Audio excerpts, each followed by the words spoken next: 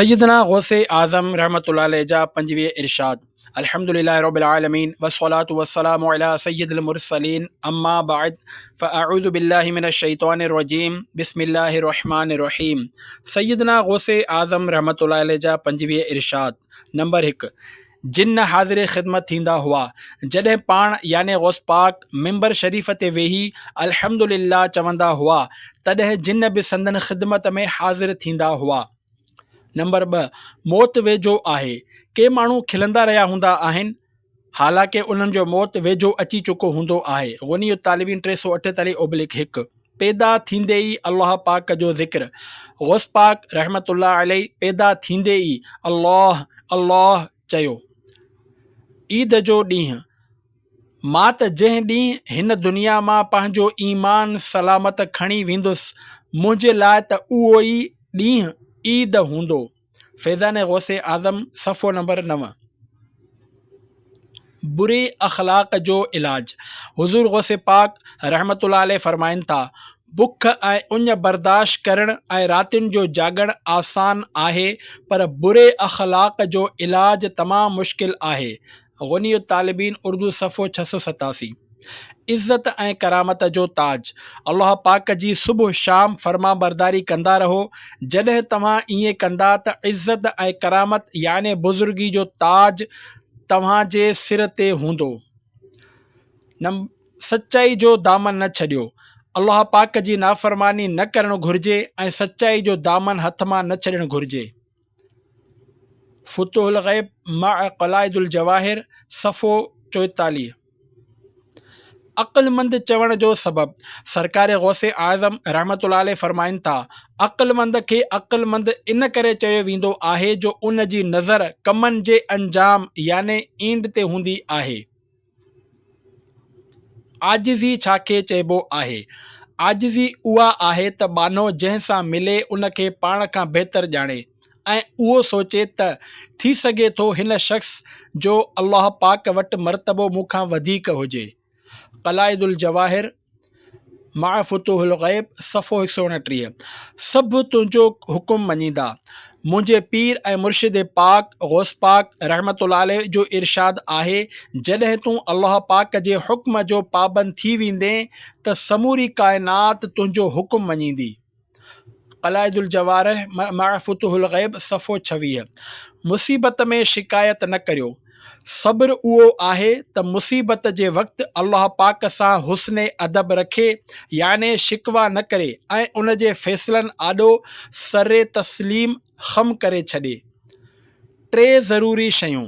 मुसलमान लाइ हर हालत में उहे 3 शयूं ज़रूरी आहिनि। अल्लाह पाक जे हुक्म ते अमल करणु, उन जी मना कयल ॻाल्हियुनि खां बचणु ऐं अल्लाह पाक जी रिज़ा ते राज़ी रहणु।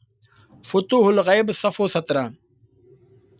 बग़ैर महिनत जी त दुनिया बि नथी मिले त जॾहिं इहा फ़ना याने ख़तमु थियण वारी दुनिया बि बग़ैर महिनत जे नथी मिले त जन्नत जेका हमेशह बाक़ी रहण वारी आहे उहा बग़ैर महिनत जे कीअं मिलंदी? त जन्नत हासिल करण लाइ ख़ूब इबादत ऐं रियाज़त करियो। अल फतह रब्बानी सफ़ो 222। ज़िंदगी जो दरवाज़ो। ए इंसानो जेसिताईं ज़िंदगी जो दरवाज़ो खुलियल आहे उनखे गनीमत ॼाणो याने अल्लाह पाक खे इबादत करे राज़ी करियो छाकाणि त तमामु जल्द उहो दरवाज़ो बंदि थियण वारो आहे। अल फतह रब्बानी सफ़ो 29। थोरे रिज़्क़ ते राज़ी रहो। थोरे रिज़्क़ ते ख़ुशि रह ऐं उनखे लाज़िम पकड़ जेसिताईं तुंहिंजो वक़्तु पूरो थिए याने तूं फ़ौत थी वञी ऐं पोइ तोखे उन खां बहितर तरफ़ मोटायो वञे। ख़ाली हथ नाहे मोटायो वेंदो। बारगाह इलाही में जेको बि दुआ घुरंदो आहे अल्लाह करीम उनखे ख़ाली हथ नाहे मोटाईंदो। इन करे तुंहिंजी दुआ जो दुनिया या आख़िरत में तुंहिंजे लाइ को न को फ़ाइदो ज़रूरु आहे। अल्लाह पाक जी फर्मा बरदारी। अल्लाह पाक जी जॾहिं तूं फर्मा बरदारी कंदे त मख़लूक़ में मखदूम याने जंहिंजी ख़िदमत कई वञे बणायो वेंदे। मुफ़ीद दुआऊं। अल्लाह पाक खां पंहिंजे गुज़िरियल गुनाहनि जी मुआफ़ी आइंदा गुनाहनि खां बचणु, सुठे नमूने उन जी इबादत करणु, सुठे मौत ऐं अंबिया किराम अलैहिमुस्सलाम, सिद्दीक़नि, शहीदनि ऐं नेक बाननि सां मुलाक़ात जूं दुआऊं घुरंदा करियो। धोखो खाधो। दुनिया जूं रौनकूं ऐं आसाइशूं धोखो ॾियण वारियूं आहिनि। जंहिं इन्हनि खे हासिल कयो, धोखो खाधो ऐं गाफ़िल थियो। शरह फुतुहुल ग़ैब सफ़ो 76। तौबह जे दरवाज़े में दाख़िल थी वञो। ए इंसानो, जेतिरियूं नेकियूं करे सघो था कयो ऐं तौबह जे दरवाज़े खे बि गनीमत ॼाणे उन में दाख़िल थी वञो, याने तौबह करियो। नेक माण्हुनि जे इज्तिमाअनि खे बि गनीमत ॼाणो। कुन याने थी वञ। अल्लाह पाक पंहिंजे कंहिं नाज़िल कयल किताब में फरमायो, ए इब्ने आदम, याने ए इंसान, आऊं अल्लाह आहियां, मूंखां सवाइ को बि इबादत जे लाइक़ु नाहे। आऊं कंहिं बि शइ खे कुन चवंदो आहियां त उहा थी वेंदी आहे। तूं मुंहिंजी फर्मा बरदारी कर, आऊं तोखे अहिड़ो करे छॾींदुसि जो तूं चवंदे कुन याने थी वञ त उहा थी वेंदी। फुतुहुल ग़ैब उर्दू सफ़ो 44। सलामती जा रस्ता। ए नादान, तोखे हुकुम ॾिनो वियो आहे त तूं पाण खे सलामती जे रस्ते ते हलाए ऐं सलामती जा रस्ता आख़िरत ऐं अल्लाह पाक जे इबादत जा रस्ता आहिनि। शैतान जी बर्बादी जो सबब। ए इंसानो, पाण खे हसद, साड़ खां बचायो। हसद ई उहा बुरी आदत आहे जंहिं शैतान खे तबाह ऐं बर्बाद कयो ऐं उन खे रहमत इलाही खां परे करे जहन्नमी बणाए छॾियो। दुनिया कंहिंजी ख़िदमत कंदी आहे।